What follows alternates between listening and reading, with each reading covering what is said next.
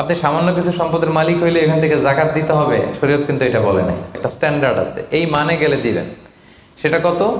সেটা গোল্ড আর সিলভার দিয়ে রাসূল সাল্লাল্লাহু আলাইহি ওয়াসাল্লাম দিয়েছেন। তো এখন আপনি কোনটা ধরে দিবেন? কেউ বলে গোল্ড দিব, কেউ বলে রূপা দিব। এখন আমি কি বলি? আমি আপনাদেরকে সাজেস্ট করবো আপনারা রূপারটা ধরবেন, অল্প আসুক না। ধরেন আপনার 1000 টাকা জাকাত আসছে, তা আপনি যদি 1000 টাকা জাকাত দেন, এটা আপনার হৃদয়ে একটা প্রশান্তির কারণ হবে না যে আমি সম্মানিত জাকাত দাতা, আলহামদুলিল্লাহ। এবং এত বড় একটা ফরজ ইবাদতের লিস্টে যে আপনি ঢুকতে পারছেন, এটাও তো কম কিসে, কি বলেন? বলেন জাকাত ফরজ হওয়া আছে, জাকাত ফরজ হওয়া শর্ত। প্রাইমারি শর্ত হচ্ছে নেসাব পরিমাণ সম্পদের মালিক হওয়া, আর এটা হাওলানিল হাওল, 1 বছর থাকা। এগুলো হচ্ছে প্রাইমারি শর্ত। আরো 3টা সেকেন্ডারি শর্ত হচ্ছে আল মিলকিয়া, পূর্ণ ওনারশিপ থাকা, আর জিয়াদা, এটা আপনার অতিরিক্ত টাকা এটা হওয়া, আর হচ্ছে আদামুদ্দুয়ুন, ঋণ না থাকা। এই 5টা শর্ত আমি ব্যাখ্যা করলে আপনি বুঝবেন। 1 নম্বর হচ্ছে নিসাব পরিমাণ সম্পদের মালিক হওয়া। আপনি সামান্য কিছু সম্পদের মালিক হইলে এখান থেকে জাকাত দিতে হবে, শরীয়ত কিন্তু এটা বলে নাই। সুবহানাল্লাহ। আপনি জাকাতের নিয়ম শুনলে দেখবেন যে ইসলাম কতটা ব্যালেন্সড। একটা থ্রেশহোল্ড আছে, একটা স্ট্যান্ডার্ড আছে, এই মানে গেলে দিবেন। সেটা কত? সেটা গোল্ড আর সিলভার দিয়ে রাসূল সাল্লাল্লাহু আলাইহি ওয়াসাল্লাম দিয়েছেন। কারণ তখন গোল্ড আর সিলভারের কয়েন ছিল, মুদ্রা ছিল। আগে কিন্তু সোনা আর রূপা দিয়েই মুদ্রা বানানো হতো, পরে এটা পেপার মানি শুরু হয়েছে, কাগজের টাকা। তো একটা হচ্ছে দিনার আর একটা দিরহাম। তো রাসূল সাল্লাল্লাহু আলাইহি ওয়াসাল্লাম যে থ্রেশহোল্ড বেঁধে দিয়েছেন সেটা হচ্ছে 7.5 তোলা স্বর্ণ বা 52.5 তোলা রূপা। রিপিট, এটা সবাই জানেন আশা করি, যে 7.5 তোলা স্বর্ণ আর 52.5 তোলা রূপা। আধুনিক সময়ে গ্রাম দিয়ে দোকানদাররা হিসাব করে, তো গ্রাম দিয়ে যদি আপনি বুঝেন তাহলে 85 গ্রাম স্বর্ণ অথবা 595 গ্রাম রূপা, এটা হচ্ছে থ্রেশহোল্ড নিসাব, অথবা এর সমপরিমাণ অর্থ, ক্যাশ টাকা যদি আপনার কাছে থাকে, তাহলে আপনি নিসাবের মালিক হয়েছেন।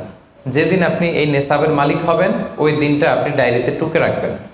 কারণ এটা যদি 1 বছর আপনার কাছে এরকম থাকে, 1 বছর পরে যে আপনি জাকাত দিবেন, কিভাবে দিবেন আমি সামনে বলবো। তো এই নেসাব নিয়ে একটা প্রবলেম আছে। প্রবলেমটা হচ্ছে 7.5 তোলা স্বর্ণ আর 52.5 তোলা রূপার দাম কিন্তু এক না। 52.5 তোলা রূপার দাম খুব কম, আর 7.5 তোলা স্বর্ণের দাম অনেক বেশি। এটা হইল একটাই কম আর একটা বেশি। ঘটনা হচ্ছে রাসূল সাল্লাল্লাহু আলাইহি ওয়াসাল্লাম যখন এই থ্রেশহোল্ডটা বেঁধে দিয়েছিলেন নিসাবটা, তখন দুইটার মান সমান ছিল। তখন 7.5 তোলা স্বর্ণ দিয়ে 52.5 তোলার মতো রূপা পাওয়া যেত, অথবা কেউ 52.5 তোলা রূপা বিক্রি করলে 7.5 তোলা স্বর্ণ পেত। কিন্তু পরে সিলভার ফল করতে শুরু করলো, ফল করতে করতে আজকে এই অবস্থা। গোল্ড আবার খুব একটা ফল করে নাই, ফলে গোল্ডের স্টেবিলিটিটা এখনো রয়ে গিয়েছে। তো এখন আপনি কোনটা ধরে দিবেন জাকাতটা? যদি আপনি রূপা ধরেন, কথার কথা, রূপা যদি এই 1 ভরির দাম 1000 টাকা হয়, তাহলে 52.5 ভরির দাম কত? 52,500 টাকা। কিন্তু স্বর্ণ যদি আপনি হিসাব করেন, 1 ভরি যদি 50,000 হয়, 7.5 ভরি কত? 3.5 লাখ প্লাস, তাহলে প্রায় 7 গুণ কম বেশি, তাই না? এটা নিয়েই হয়ে গেছে জটিলতা। তো এখন আপনি কোনটা ধরে দিবেন? অনেকে বলে না গোল্ড দিব, কারণ গোল্ড ফল করে নাই, এটার যে স্ট্যান্ডার্ড এটা এখনো বজায় আছে। এটা নিয়ে অনেক আলোচনা, আমি খুব সংক্ষেপে বলি। কেউ বলে গোল্ড দিব, কেউ বলে রূপা দিব। এখন আমি কি বলি? আমি আপনাদেরকে সাজেস্ট করবো আপনারা রূপারটা ধরবেন। রূপারটা ধরলে কি লাভ হবে জানেন? 2 দিকেই লাভ, আপনারও লাভ, যিনি নিবে আরও লাভ। রূপারটা ধরলে বেশি সংখ্যক লোক জাকাত দান করতে হবে, তাই না? আর বেশি সংখ্যক গরিব লোকও টাকা পাবে, কি বলেন? তো 2 পক্ষে লাভ হইল না। এখন প্রশ্ন করতে পারেন, হুজুর ও পাইছে ওর লাভ, আমার লাভ কি? আপনার তো সবচেয়ে বড় লাভ, আপনি তো সওয়াব পাবেন আখিরাতে। এটা আমাদের বেশি দরকার না, কি বলেন? যিনি গ্রহীতা উনি পেয়ে লাভ, তার লাভ হইল, আর যিনি দাতা তিনি সওয়াব পেয়ে লাভবান হইলেন, তিনি সম্মানিত জাকাত দাতা হইলেন। অল্প আসুক না। ধরেন আপনার 1000 টাকা জাকাত আসছে, তা আপনি যদি 1000 টাকা জাকাত দেন, এটা আপনার হৃদয়ে একটা প্রশান্তির কারণ হবে না যে আমি সম্মানিত জাকাত দাতা, আলহামদুলিল্লাহ, আই এম এ জাকাত পেয়ার। এবং এত বড় একটা ফরজ ইবাদতের লিস্টে যে আপনি ঢুকতে পারছেন, এটাও তো কম কিসে, কি বলেন? এজন্য স্বর্ণেরটা না ধরে রূপারটা ধরবেন। আপনাদের যে টাকা পয়সা, আপনাদের তো হীরা দিয়ে করা দরকার আপনাদের নেশা। এনিওয়ে, তো এজন্য আপনারা রূপারটা ধরবেন, তাহলে লোকজন উপকৃত হবে বেশি, সম্মানিত ভাই এবং বোনেরা। তাহলে 5টা শর্তের প্রথমটা তো বুঝে গেছেন, নিসাব। কি বলেন? নিসাব বুঝে গেছেন না? 2 নম্বর শর্ত হচ্ছে শুধু এই নেশাব পরিমাণ সম্পদের মালিক হইলেই হবে না ভাইরা, এটাকে হাল আনিল হাউল বলে, মানে 1 বছর আপনার কাছে থাকতে হবে। দেখেন ইসলাম কতটা ভারসাম্যপূর্ণ। কিছু টাকা আপনার কাছে থাকলে এই জাকাত দাও না, এটা 1 বছর থাকতে হবে। যদি দেখা যায় যে আপনার সব খরচ শেষে 1 বছর এই টাকাটা আপনার কাছে অলস পড়ে আছে, তাহলে বোঝা গেল যে আপনি সম্পদশালী এবং আপনার অর্থের একটা স্টেবিলিটি আছে। কি বলেন? তাহলে আপনি নেশাব পরিমাণ সম্পদের মালিক হলেন, এবং 1 বছর যদি থাকে, 1 বছর শেষে আপনি জাকাত দিবেন। এই বছরটা কিন্তু সৌর বছর না, সোলার ইয়ারে হিসাব করলে হবে না, এটা লুনার ইয়ারে, চান্দ্র বৎসরে। খেয়াল রাখতে হবে, সৌর বছর জানুয়ারি ফেব্রুয়ারি মাসের যে হিসাবটা, এটা 365 দিনে 1 বছর। কিন্তু যেটা লুনার ইয়ার, চন্দ্র বছর, এটা কতদিন 1 বছর কে জানে? কেউ জানেন না? 300 হ্যাঁ 354 দিন, রাইট। 354 দিন, সামান্য কিছু সময়। তো 11 দিনের কিন্তু এখানে ডিফারেন্স আছে, 11 দিনের ডিফারেন্স আছে। তো আপনি হিসেব করবেন হচ্ছে চান্দ্র বছর অনুযায়ী, সৌর বছর অনুযায়ী না। তো সৌর বছর অনুযায়ী যদি করেন, তাহলে আপনার জাকাত কিন্তু 2.5% থাকবে না। চান্দ্র বছর অনুযায়ী আপনার 2.5%, সৌর বছর করলে ওইটা 2.58% হয়ে যাবে। একটু বাড়বে না? কারণ কতদিন বেশি?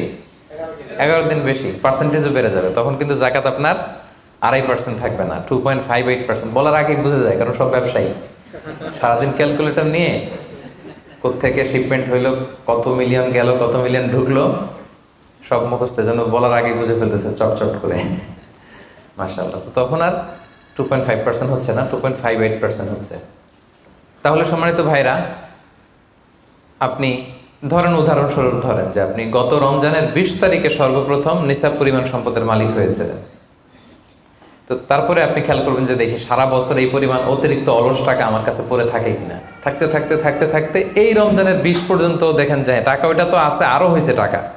তো তার মানে আপনি এখন জাকাত দিবেন, যেহেতু নেসাবের মালিকও হয়েছেন, আবার পূর্ণ একটা চন্দ্র বছরও আপনার অতিক্রম করেছে, স্থায়ী হয়েছে, তখন আপনি জাকাত হিসাব করবেন। তাহলে 2টা শর্ত বুঝলেন না? 3 নাম্বার হচ্ছে ওনারশিপ। আপনার মালিকানা থাকতে হবে, যে সম্পদটা আছে খালি আপনার কাছে টাকা থাকলেই হবে না, এটা কমপ্লিট, আরবিতে তাসাররুফ বলে, কমপ্লিট ওনারশিপ আপনার থাকতে হবে। এখন একজনের আমানতের টাকা আপনার আছে, ওটা আপনি জাকাত দিতে পারবেন? একজন 5 লাখ টাকা আমানত রাখছে, আপনি এটা জাকাত দেওয়া শুরু করছেন, হবে?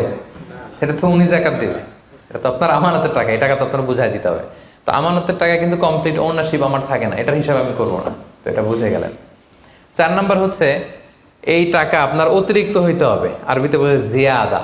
দেখেন ইসলাম কত সুন্দর। ইসলাম বলে আপনার নিজের পার্সোনাল এক্সপেন্সিস, আপনার লিভিং কস্ট, আপনার সব ধরনের অ্যাকোমোডেশন, আপনার ট্রান্সপোর্টেশন এক্সপেন্সিস, আপনার মেডিকেল এক্সপেন্সিস, আপনার বাচ্চার স্কুলিং, আপনার ইয়ারলি ট্রিপ যদি থাকে, এন্টারটেনমেন্ট, ধরেন বছরে আপনি একবার ফ্যামিলি আউটিং করেন, এই খরচটা, যত খরচ আপনার হতে পারে, এই সব খরচ শেষেও কিছু টাকা আপনার থেকে যায়, ইসলাম বলে ওইটার উপরে জাকাত দিবে। সুবহানাল্লাহ। জিয়াদা, অতিরিক্ত হওয়া শর্ত। আপনার লাগে, যদি আপনার এই টাকা লাগে, ওটা তো আপনি ইউজ করবেন। আপনার টাকার ব্যবহারের জন্য সবচেয়ে বেশি হকদার কে? আপনি নিজে। আপনার সব খরচ আলহামদুলিল্লাহ সুন্দরভাবে চলে, এরপরেও নিসাব পরিমাণ টাকা বছর ব্যাপী যখন আপনার রয়ে গেল, ইসলাম বলে জাস্ট 2.5%। সুবহানাল্লাহ। তাহলে অতিরিক্ত হইতে হবে। সর্বশেষ শর্ত, 5টা শর্তের সর্বশেষ শর্ত হচ্ছে ঋণ থাকতে পারবে না। ঋণ থাকলে ওইটা জাকাত থেকে বাদ যাবে। ধরেন আপনার আছে 5 লক্ষ, কিন্তু আবার ঋণও আছে 5 লক্ষ, কথার কথা। তো এটা তো আপনি আগে ঋণ দিবেন, আপনি তার জাকাত দিতে পারবেন না। এই কথাটা কি বুঝতে পারছেন? আচ্ছা, ঋণ ভাই 3 ধরনের। কয় ধরনের? 3 ধরনের। একটা হচ্ছে আপনার একবারে পরিশোধ করতে হবে, এরকম ঋণ থাকে না, যে আমি মুরাদ ভাইয়ের কাছ থেকে 1 লক্ষ টাকা নিলাম, আজকে আমার জাকাতের হিসাব করার ডেট, তো 1-2 মাসের মধ্যে টাকাটা দিতে হবে। তো তখন এই যে 1 লক্ষ টাকা উনি পাবে, এই টাকাটা আমি বাদ দিব আমার অন্যান্য অ্যাসেট থেকে। বাদ দিয়ে যদি দেখি যে না, তারপরেও জাকাত হয় দিব, আর না হলে দিব না, কারণ এটা একবারে দিতে হবে। ওনার বলছে যে 1 লক্ষ আমি একবারে দিয়ে দিব আপনাকে 1 মাস পরে, এইভাবে ঋণটা নিয়েছিলাম। তাহলে কিছু কিছু ঋণ আছে একবারে পরিশোধযোগ্য, ওকে, এটা জাকাতের ক্যালকুলেশন থেকে বাদ যাবে। কিভাবে বাদ যাবে আমি ক্যালকুলেশন করে দেখাবো। ঋণের দ্বিতীয় প্রকার হচ্ছে ইনস্টলমেন্টের কিছু ঋণ আছে, কিস্তিতে দেয়া লাগে। লেটস সে আমি 1 কোটি টাকা দিয়ে একটা গাড়ি কিনেছি, BMW গাড়ি, বা 50 লক্ষ টাকা দিয়ে আমি একটা হুন্ডা গাড়ি কিনেছি 50 লক্ষ টাকা। তো এটা আমি কিস্তিতে কিনেছি। কিস্তির ঋণ যদি হয় তাহলে আপনি কিন্তু পুরোটা বাদ দিতে পারবেন না, তখন সর্বোচ্চ 12 মাসের কিস্তি বাদ দিতে পারবেন, 12 মান্থসের, তাও এই চন্দ্র মাসের হিসাবে। কারণ জাকাতের হিসাবটা কি 12 মাসের হিসাব, তাই না? এটা একটা ইয়ারলি ক্যালকুলেশন। আপনি পুরোটা যদি একবারে বাদ দেন তাহলে তো আপনার আর জাকাতই দেওয়া লাগবে না। কি বলেন? বাংলাদেশে অনেক বড় বড় সিআইপি ব্যবসায়ী আছে, ওনারা হাজার হাজার কোটি টাকা ব্যাংক থেকে ব্যবসায়ের কারণে ঋণ নেন এবং ওনাদের ঋণ খেলাপি হয়। তো ওনারা যদি বলে হুজুর আমার তো ঋণ আছে, তো উনি আর জাকাত দিবে কি? ওনারই তো আমার জাকাত দেওয়া লাগবে এখন। কি বলেন? এরকম বড় বড় সিআইপিরা যদি ঋণের দোহাই দেয়, উনি আর জাকাত দিবে কি? উনি তো ঋণী। তাহলে উনারই কিছু জাকাত আমাদের দেওয়া লাগবে, কারণ আমরা জাকাতের 8টা খাতের মধ্যে একটা পড়েছি, বল গরিমিনা। কি বলেন? ঋণগ্রস্ত ব্যক্তিকে জাকাতের টাকা দিয়ে হেল্প করা যায়, তো উনি আর দিবে কি? উনারে দিই আমরা। ওই ঋণ বাদ দেওয়া যাবে না। ইনস্টলমেন্টের ঋণ হইলে 12 মাসের, আর ওইরকম ঋণ খেলাপি 1000 কোটি টাকা, এগুলো বাদ দেওয়া যাবে। 3 নাম্বার ঋণ হচ্ছে লাক্সারি পণ্য কিনতে যে ঋণ হয়, এই ঋণ জাকাত থেকে বাদ দেওয়া যাবে না। বিলাসিতামূলক কিছু যদি আপনি কিনেন, আপনি একটা লাম্বরগিনি কিনলেন 10 কোটি টাকা দিয়ে, এটা আপনি জাকাত থেকে বাদ দিতে পারবেন? পারবেন না। তাহলে লাক্সারি আইটেমের যে ঋণ, এটা বাদ দেওয়া যায় না। তাহলে ঋণের ব্যাপারটা পুরোপুরি বুঝে গেছেন না? এই 5টা শর্ত যদি থাকে আপনার মধ্যে পাওয়া যায়, অর্থাৎ আল্লাহ তাআলা আপনাকে একটা নিসাব পরিমাণ সম্পদের মালিক বানিয়েছেন, এটা আল্লাহ তাআলা পুরো 1 বছর আপনার এই পরিমাণ টাকা আপনার মধ্যে স্টেবল ছিল এবং এটার পূর্ণ ওনারশিপ আপনার আছে, এবং এটা আপনার সব খরচের অতিরিক্ত, এবং সবশেষে এটা আপনার ঋণের বাইরে। ওই সম্পদ থেকে আল্লাহ তাআলা আপনাকে জাকাত দিতে বলেছেন। তাহলে জাকাতের শর্ত সবার clear? Be a part of our vision. Do listen and share the khair.